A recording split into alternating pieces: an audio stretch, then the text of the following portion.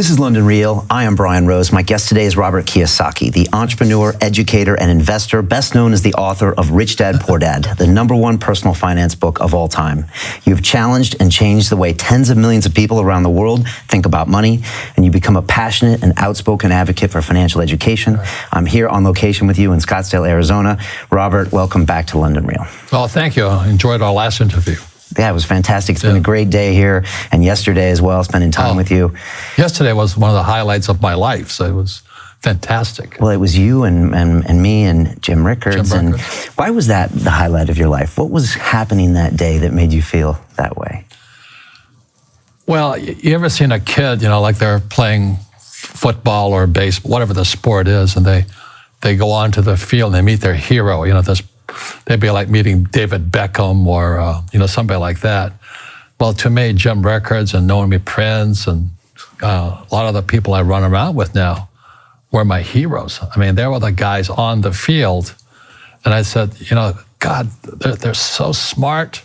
They're insiders into this world. And so to actually be sitting next to Jim and working on projects together, and I'm going, why am I here? So that would be like, David Beckham and I playing soccer together. I mean, it's not supposed to be possible, So hanging out with Jim Rickards and Naomi and you, and it's like it's not supposed to be. It's impossible. But dreams do come true. Because you always thought you were the outsider, and now you're hanging out with the quote-unquote insiders, and you're agreeing on everything with them. Correct. And a lot of people get financial advice from outsiders. If maybe a financial planner, a stockbroker, a real estate broker, but they're not on the inside of the deal.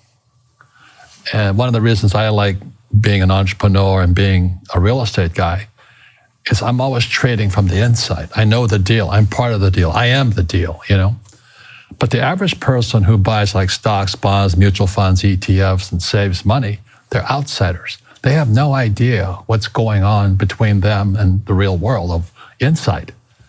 So Jim Rickards and Naomi Prince, they were with, Jim was with the CIA, long-term capital management, the Pentagon, and they're the inside on what's going on with money.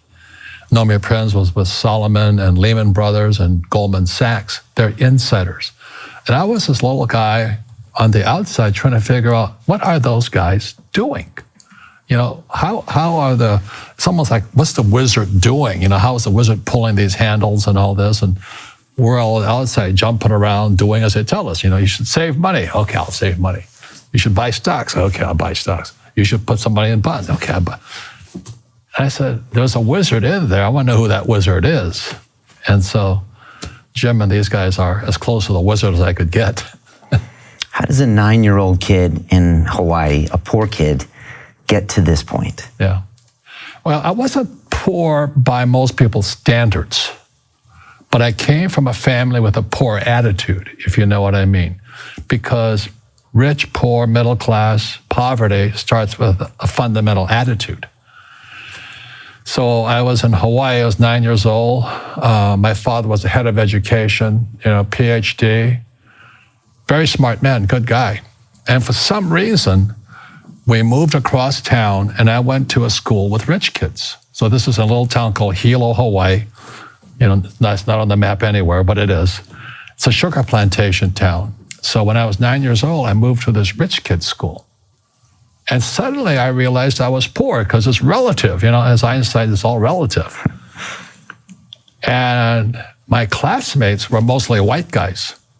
And I was one of the few Asians in the class. And these guys, their fathers owned the banks, they owned the plantations, they owned the car dealerships, they owned the meat packing company, they owned the ranches. And I'm going, how come my dad doesn't own that? So I remember raising my hand when I was 9 years old, talking to my fourth grade teacher, and I said, when am I going to learn about money? And she was this woman who should have retired 50 years earlier. She was so sick and tired of kids by this time. She says, the love of money is the root of all evil. And I said, what am I, in Sunday school? And I was this punky little 9-year-old kid. And she says, we don't teach money at school. I said, why not?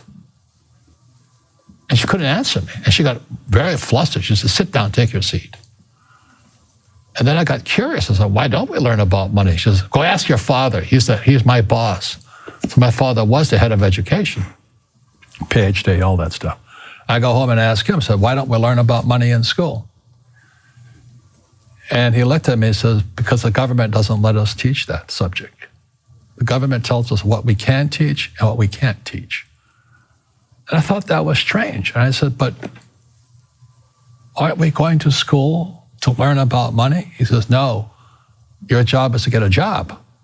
I said, but you get a job to earn money. He goes, no, you're supposed to just get a job. And I went, no. Isn't the purpose of a job to earn money? He goes, you're correct. I said, so why don't I just learn about money? I can skip the job part, And he got flustered and he said, look, and my father was, for Japanese, very tall, 6'4", and imposing man, good guy. But he says, if you want to learn about money, why don't you ask your best friend's father about money? And I said, why? That's Mike. So why ask him? He says, because Mike's father is an entrepreneur. And I said, what are you? He says, I'm an employee. I'm a government employee. I went, oh, what's the difference? He says, the difference is an entrepreneur must know about money, or they're no longer entrepreneurs.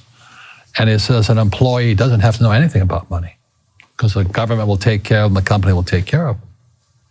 So I'm all confused. But I took my dad's advice and I trundled over to Mike's father's office and knocked on his door and I said, hey, I'm here, 9 years old. Teach me about money. He says, beat it, kid, But that's where the story of Rich Dad, Poor Dad started. And finally, through persistence, my rich dad started teaching me about money on one condition. And that condition was he would never pay me. He says, the moment I pay you, you think like an employee. He says, that's the trap. Entrepreneurs work for free. And now I'm 9 years old, my head's going cracking in half. He says, you never want a paycheck. You understand that, kid? I said, okay, I got it. And he says, well, how do I make money? He says, that's what entrepreneurs figure out. It's like a cat, which comes first, a cat or the cat chasing its tail. And I said, so how do I learn about money?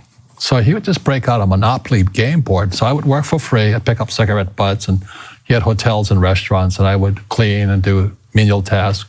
And as I got older, I started getting into office work and marketing and accounting, and I was an apprentice basically, but I always worked for free.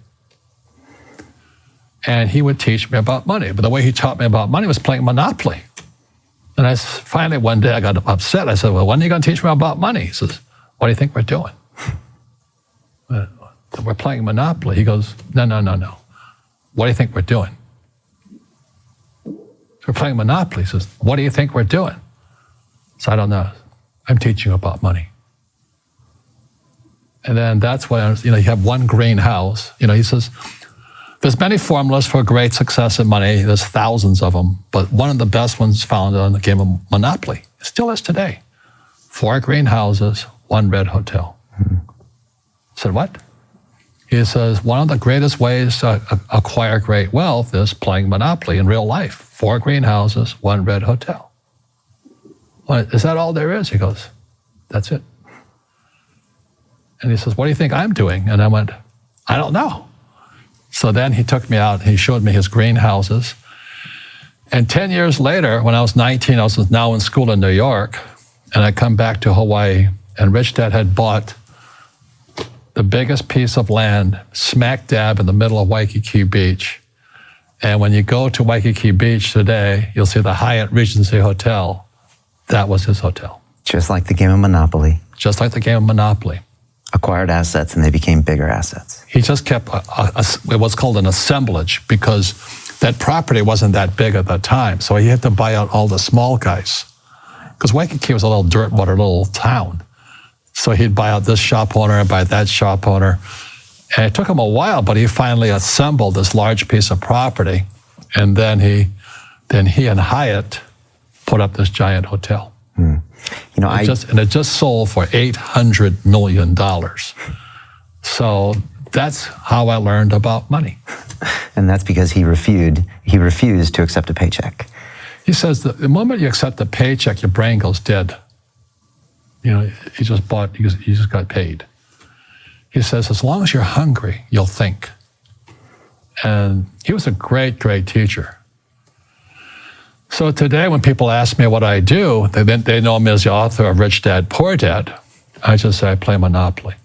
So I own greenhouses, I own big hotels, I own oil wells, golf courses, businesses. I'm just playing Monopoly. That's all I do.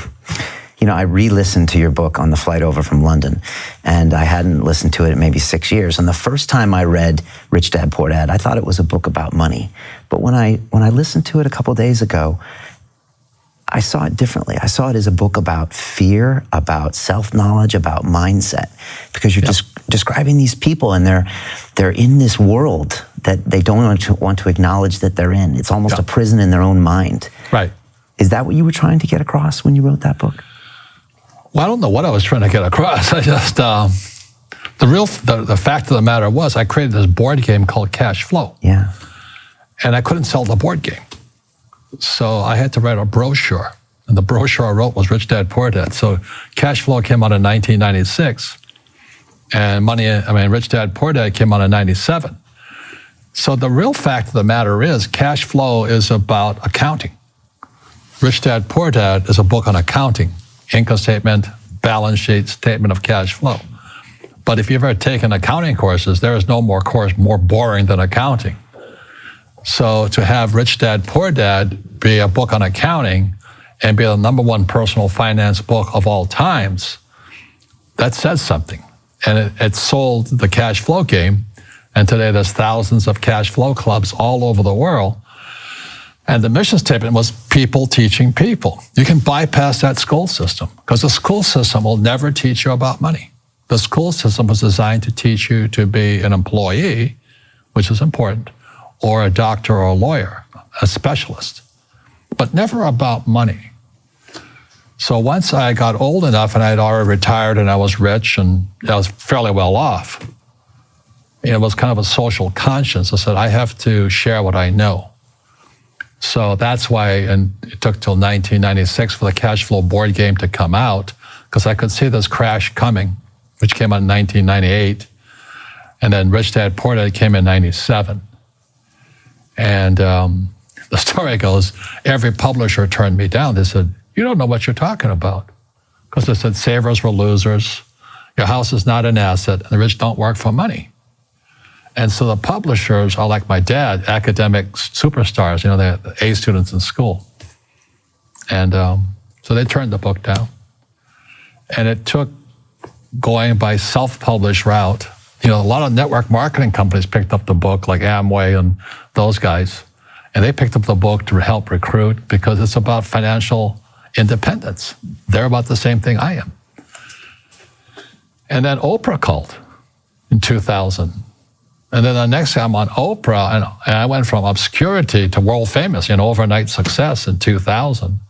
And the book has been on the New York Times bestsellers for 7 years until the New York Times took it off.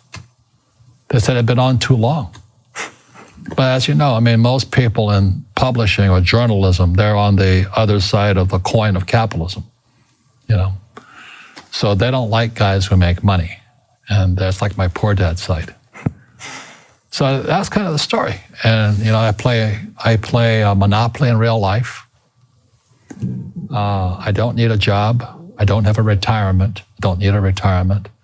I don't want the government to take care of me. But I felt a social responsibility to teach.